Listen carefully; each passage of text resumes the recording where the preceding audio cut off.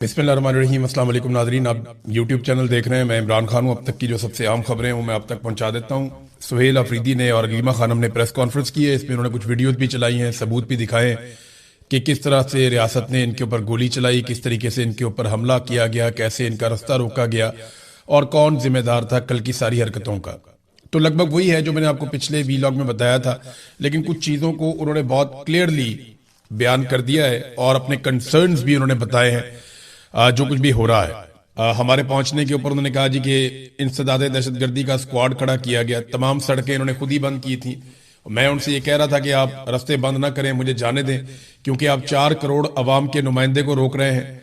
फिर उन्होंने कहा जी कि मैं एक सूबे का वजीर आला हूं, मैं अपनी काबीना और पार्लियामेंटेरियन के साथ इमरान खान से यकजहती के लिए जा रहा था।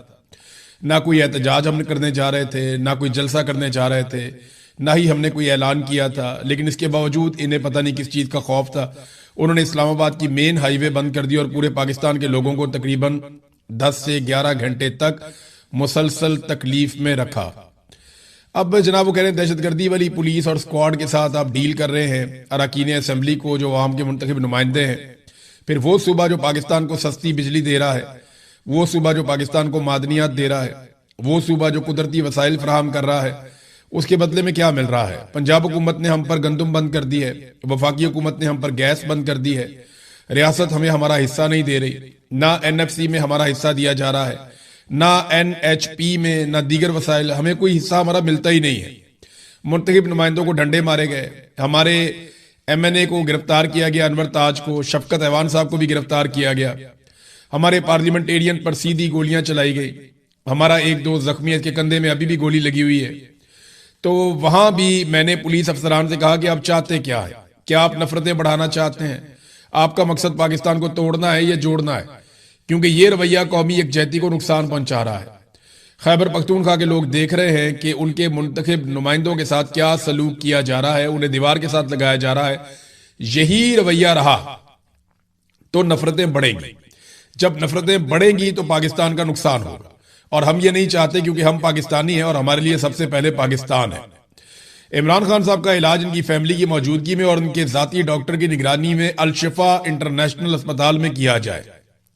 इसमें क्या गैर आईनी है? ये मुतालबा हमारा बिल्कुल कानूनी है और आईनी मुतालबा है। हमने पहले भी देखा है कि जाली प्लेटलेट्स का मामला सामने आया था। इमरान खान वजीर आजम थे तो सारे इदारे उनके खिलाफ खड़े हो गए थे। पूरी दुनिया को मालूम था कि प्लेटलेट्स जाली थे, लेकिन इसके बावजूद इमरान खान साहब ने बड़ा दिल दिखाया और उन्हें जाने दिया। वो लोग 1 हफ्ते 2 हफ्ते नहीं बल्कि सालों तक वहां पे रहे, मगर किसी इदारे को फिक्र नहीं हुई उनको वापस लाने की। अब जब साइफर के जरिए सच साबित हो गया है कि इमरान खान सच्चे थे, इमरान खान हक पर थे, तो फिर इमरान खान ने बैरूनी गुलामी को एब्सोल्युटली नॉट कहा था।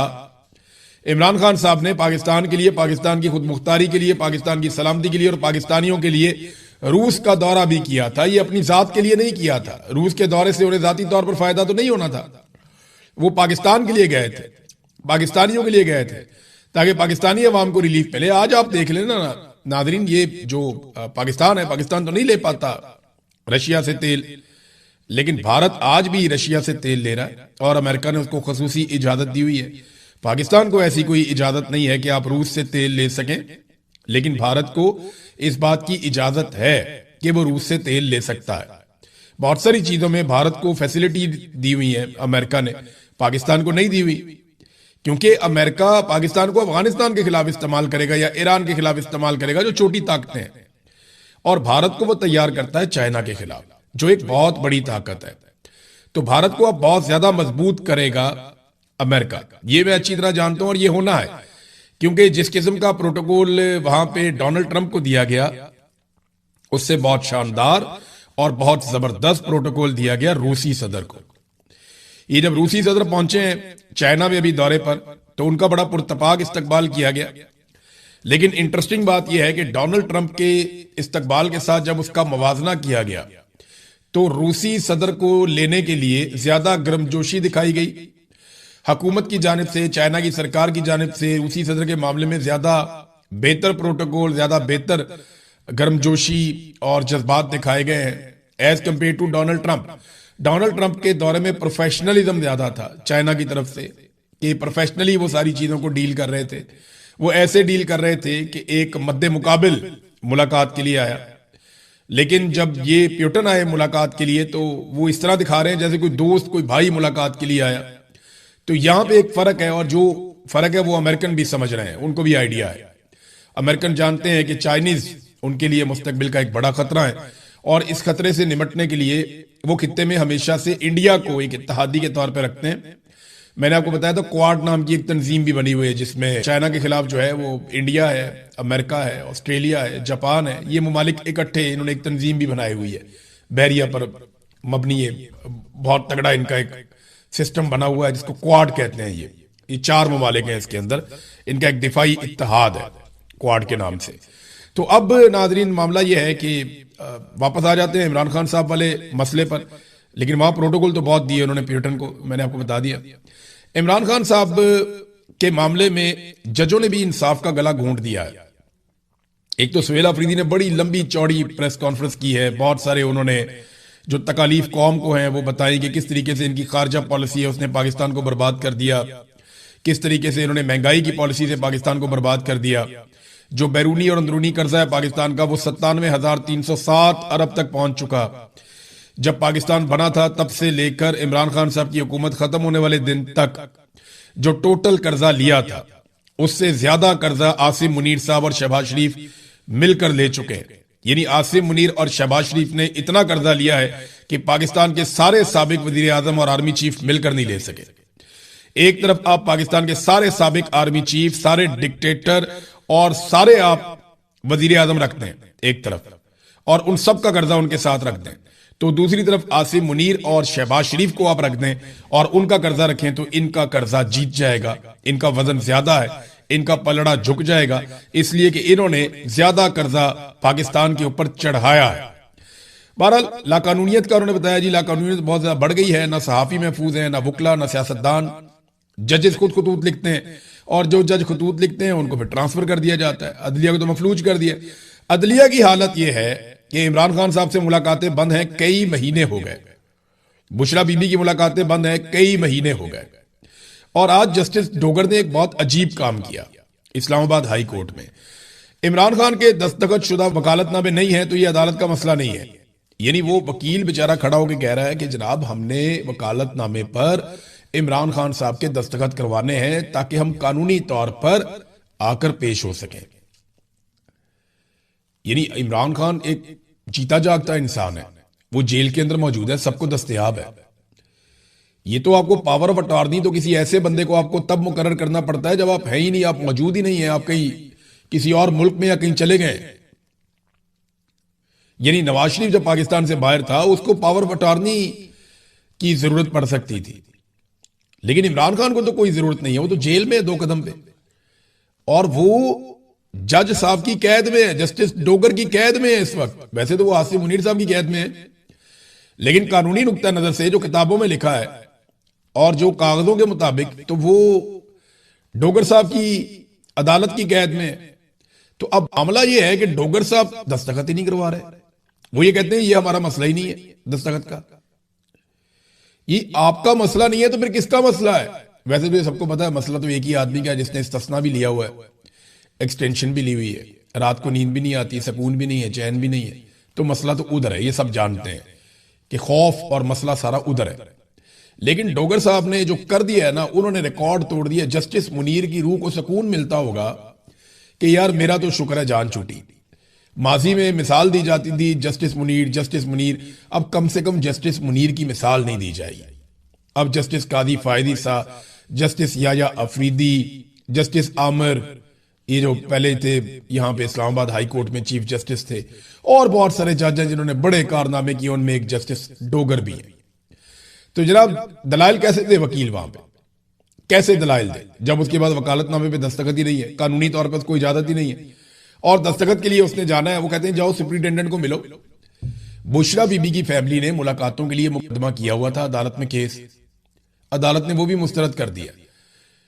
वो जाते हैं जब सुप्रिंटेंडेंट ऑफ अडयाला जेल के पास, वो मुलाकात नहीं करवाता, मुस्तरद कर देता है। उसके खिलाफ अदालत में जाते हैं, अदालत कहती है वापस सुप्रिंटेंडेंट ऑफ जेल के पास चले जाओ, अदालत केस मुस्तरद कर देती है। इन्होंने तो सलीमुल्लाह कलीमुल्लाह बनाया हुआ है, वो उसकी तरफ फेंकता है, वो उसकी तरफ फेंकता है, वो उसकी तरफ फेंकता है, और कोई भी इंसाफ देने के लिए तैयार नहीं है। अलीमा खानम ने भी प्रेस कॉन्फ्रेंस की और उन्होंने कहा जी हमारा तो बड़ा फख्र से सर बुलंद हुआ जब से ये साइफर सामने आया। आज हम ये कह सकते हैं हम कितने खुशकिस्मत हैं कि इमरान खान जैसा हमारा भाई है। हम कितने फख्र से कह सकते हैं कि इमरान खान हमारा भाई है, हम बहुत खुशकिस्मत हैं। उन्होंने 3 साल जेल में रहकर पाकिस्तानियों को यह सिखाया कि जब आपको अपनी आजादी के लिए खड़ा होना पड़े तो उसे इबादत समझ कर करें। उन्होंने कहा यह जिद्दोजहद इबादत है। और मेरी बहन जब पिछली दफा उनसे मिलने गई तो उन्होंने साफ अल्फाज में उसे कहा था कि आजादी या मौत। वो आप लोगों के लिए एक मिसाल कायम कर रहे हैं, वो खुद मिसाल बने हुए हैं कि आजादी कितनी कीमती चीज है। अगर आप आजाद नहीं हैं तो गुलामी से बेहतर मौत है। यही पैगाम वो अपनी जात को मिसाल बनाकर दे रहे हैं।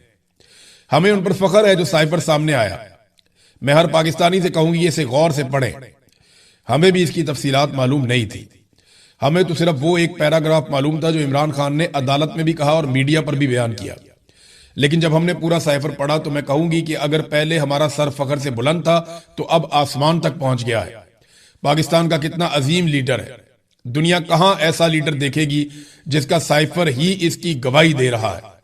यानी इमरान खान साहब ने जो 4 साल पहले कहा वो गवाही सामने आ गई। जर्नैलों ने जो बैठ के टीवी के ऊपर कहा या नेशनल मीडिया के ऊपर जर्नैलों ने जो जो कहानियां सुनाई वो सारी झूठी साबित होगी। और मजे की बात आप ये देखें कि कोई भी मीडिया इसके ऊपर बात ही नहीं कर रहा। कोई नहीं पूछ रहा कि जनरल बाजवा ने झूठ क्यों बोला, जनरल बाबर इफ्तिखार ने झूठ क्यों बोला, जनरल नदीम अंजुम ने ये सारी चीजें क्यों की, ये लोग झूठ क्यों बोल रहे थे, DGISPR ने झूठ क्यों बोला, ये जर्नैल और ये सियासतदान सारे झूठ बोल रहे थे साइफर के मामले पर, कौम को गुमराह कर रहे थे। पाकिस्तान का मीडिया उन्हें अकाउंटेबल नहीं कर रहा। सुहेल अफरीदी ने ऐसे उंगली उठाई पुलिस वाले की तरफ। यहां मैं अब बरतानिया में हूं, आपके पास जो कानून चलता है वो यहीं से आपने ड्राइव किया हुआ है ना। ह्यूमन राइट्स को भी आप यहीं से सीखते हैं, यूरोप से, बरतानिया से। यहां जो मर्जी छोटा सा बच्चा निकलता है, निकल के पुलिस वाले को ऐसे करता है। अगर पुलिस वाला ठीक काम नहीं कर रहा, ये 1 सेकंड के अंदर सीधे हो जाते हैं। और यहां पे पुलिस को स्पेशली तरबियत दी जाती है कि उन्होंने होल्ड करना है, अपने आप को बर्दाश्त करना है, क्योंकि वो लोगों के सर्वेंट है, मुलाजिम है। वहां पुलिस को तरबियत दी जाती है कि मारो, डंडे कुटो, ताकतवर के सामने आपने सर झुका देना है, एस्टेब्लिशमेंट जिसके खिलाफ है उसको आपने तबाह बर्बाद कर देना है। वहां तो पुलिस की ये तरबियत है। यहां जो है वो आप देख ले, हर आदमी बराबर है उनकी नजर में। आपके साथ कोई ज्यादती करे, आप खड़े होकर वहीं पे पिन पॉइंट कर सकते हैं, आप डांट सकते हैं, आपके पास ये इख्तियार है, आप सवाल कर सकते हैं। यहां पुलिस से करना है, आर्मी चीफ से करना है, वजीर आजम से करना है, जो आपके हथे चढ़ जाए आप सवाल करें। कोई आपके ऊपर केस नहीं बनेगा, कोई आपको कुछ नहीं कह सकता। नहीं समझ आती उनका कानून गूगल करके देख लें, उनको तहफ्फुज़ है हर चीज का, आजादी है सारे राय में। तो हमजा शहबाज ने भी तो उंगली उठाई थी ऐसे करके पुलिस वाले पे, उस उंगली का कभी किसी ने तस्करा नहीं किया। और भी बहुत लोग हैं, शहबाज शरीफ की भी उंगल होती थी, वो भी उठाता था, कभी किसी ने तस्करा नहीं किया। मरियम नवाज बतौर मुलजिमा जाती थी तो पुलिस वाले उनको सलूट मारते थे, जमीन से चीजें उठा के देते थे, उसको भी किसी ने कभी तस्करा नहीं किया, रोला नहीं डाला। तो यहां पे वो पुलिस वाले को कह रहा है कि क्या तुम मुल्क तोड़ना चाहते हो, नफरत क्यों बढ़ा रहे हो, तो इसके ऊपर रोला डाल दिया। उन्हें गोलियां लगी है, उसके ऊपर कोई नहीं पूछ रहा। उन्होंने उंगली के साथ इशारा करके अपनी आवाज उठाई है तो कह रहे जी उंगली क्यों उठाई। हद नहीं हो गया वैसे पाकिस्तान में, हद ही हो गई वैसे। ह्यूमन राइट्स तो बिल्कुल पाकिस्तान में खत्म ही हो गए हैं और हालात पाकिस्तान के बद से बदतरीन होते चले जा रहे हैं, क्योंकि एक के बाद एक रिकॉर्ड मौजूदा हुक्मरान तोड़ रहे हैं। मिसाल के तौर पे ये आप देखिए, आसिम मुनीर और शहबाज शरीफ साहब ने, मैंने आपको बताया, कर्जे का रिकॉर्ड तो ले लिया। अब ये अगली खबर लें आप। पिछले साल की निस्बत इस साल जो पाकिस्तान में गैर मुल्की सरमायाकारी आई है वो 46 गुना कम है। 46% नहीं कह रहा मैं, 46 गुना कह रहा हूं मैं, 46 टाइम्स। यानी जो पिछले साल सरमायाकारी आई थी उसको जरब दे दें 46 से, तो इतनी कम सरमायाकारी इस साल पहले 10 महीनों में आई है। क्यों पता है? काम ही कोई नहीं हो रहा पाकिस्तान में। जो जुल्म, बर्बरियत, फस्तायत, अदालतें भी यरगमाल, सारा सिस्टम इन्होंने ऐसा काबू किया कि कोई इस सिस्टम के अंदर पैसे लगाना ही नहीं चाहता। लोग उल्टा पैसे निकाल निकाल कर लेकर जा रहे हैं। अच्छा, जो 2025 में थी वो 2024 से कम थी, जो 2024 में थी वो उससे पहले से कम थी। तो ये लगातार गिरावट आ रही है। इन्होंने 50 साल के सारे रिकॉर्ड तोड़ दिए हैं कम तरीन सरमायाकारी के, और गैर मुल्की सरमायाकारी तो अब ना होने के बराबर है। मीडिया ये बातें आपको नहीं दिखाता। क्यों नहीं दिखाता? इसलिए कि वफाकी हुकूमत ने इलेक्ट्रॉनिक और प्रिंट मीडिया को 9.5 अरब रुपए के इश्तिहारात दे दिए। 950 करोड़ मीडिया में बांट दिया इन्होंने। ये वो पैसा है जो सीधा सीधा बांट दिया। और वैसे जो मफादात, जो फायदे मीडिया के बड़े बड़े मालिकान, बड़े बड़े लोग जो फायदे लेते हैं, जो अपने काम निकलवाते हैं, जिनमें वो अरबों रुपया कमाते हैं, वो इससे हटकर है और वो इससे अलग है। पाकिस्तान के हर मीडिया मालिक का कोई ना कोई ऐसा बिजनेस है जिसमें वो बहुत पैसा बना रहा है, और वही असल चीज है जहां से पाकिस्तान की मिलिट्री एस्टेब्लिशमेंट ने गिच्ची से पकड़ा हुआ है उस मालिक को और पूरे मीडिया को। किसी मीडिया का मालिक है, उसकी और बहुत सारी कंपनियां, फैक्ट्रियां हैं। कोई है वो कारोबार के अंदर है किसी स्टॉक एक्सचेंज के, कोई है उसकी मिलें और फैक्ट्रियां हैं, कोई है उसके रियल स्टेट का कारोबार है, कोई दूसरा उसके बड़े बड़े प्लाजे हैं, कोई और है उसकी बहुत बड़े बड़े तजारती मराकज़ हैं, इंपोर्ट एक्सपोर्ट है। तो ये सारे के सारे मीडिया मालिकान किसी ना किसी कारोबार के अंदर मुलव्वस हैं, चाहे वो शुगर का है, चाहे वो घी का है, चाहे वो दूसरे हैं, बेशुमार कारोबार, केमिकल का है, ये हर कारोबार के अंदर मुलव्वस है।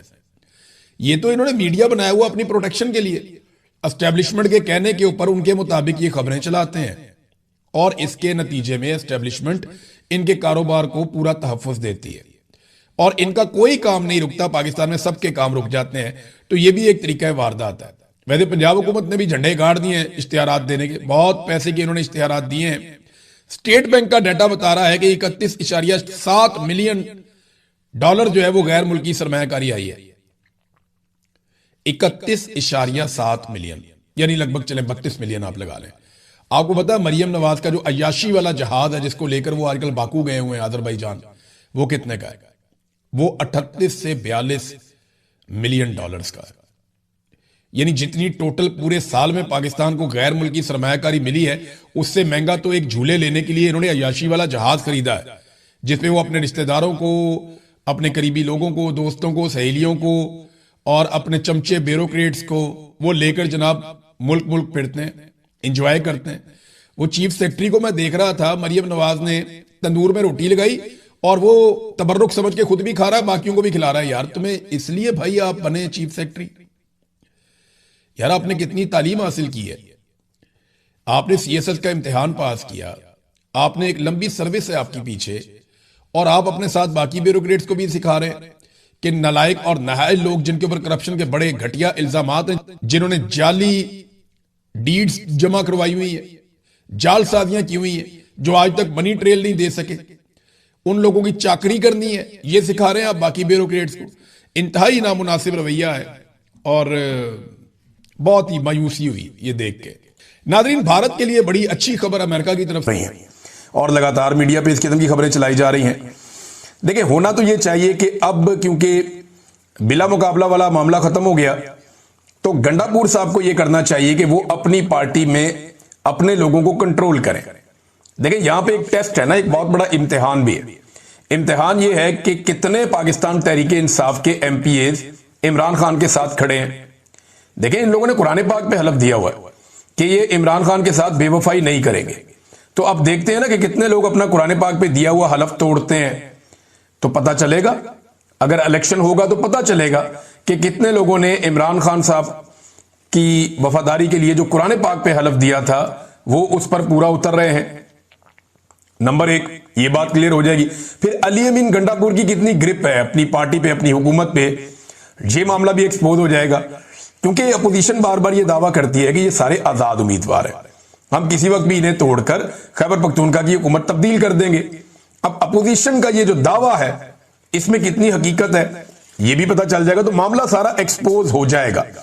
अब ये वही फजल रहमान साहब हैं कि इमरान खान साहब की रिहाई के बारे में भी गंडापुर साहब इनके साथ मिलना नहीं चाहते, यानी गंडापुर साहब इस फजल रहमान साहब के साथ चलना ही नहीं चाहते, चाहे इमरान खान साहब की रिहाई की तहरीक क्यों ना हो। लेकिन देखिए, इसी गंडापुर के साथ मिलकर जो सेनेट की नशिस्तों का जो मुनाफा बख्श धंधा है उसमें मिल बैठना कोई बुरी बात नहीं है।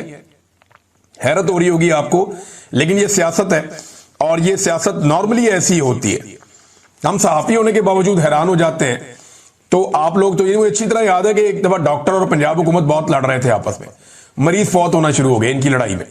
मीडिया रिपोर्ट कर